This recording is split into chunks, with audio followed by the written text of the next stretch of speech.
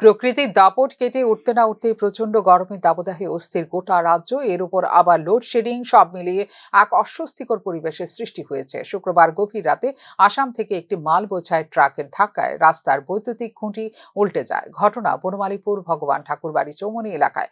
এই বিষয়ে এলাকার স্থানীয় বাসিন্দারা জানান, খুঁটিটি বহু পুরনো এবং প্রায়শই এভাবে উল্টে পড়ে। বিদ্যুৎ দপ্তরে লিখিত অভিযোগ করা হলেও আজ পর্যন্ত কোনো সক্রিয় পদক্ষেপ গ্রহণ করা হয়নি। অবিলম্বে সমস্যার সমাধান চাইছেন এলাকা বাসিন্দারা। 12টার সময় একটা বড় গাড়ি এসে তারটারে মানে নিয়নের সময় এটারে বাইঙ্গাক দিয়ে গেছে। তারপরে এটা অনেক দিন ধরেই আমরা এটারে অ্যাপ্লিকেশন করা হয়েছে, কিন্তু এটা তদন্ত নিতেছে না।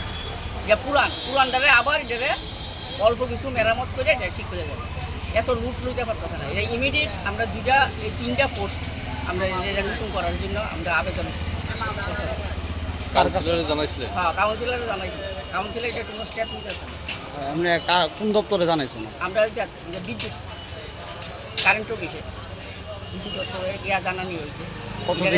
কতদিন আগে? কতদিন হয়েছে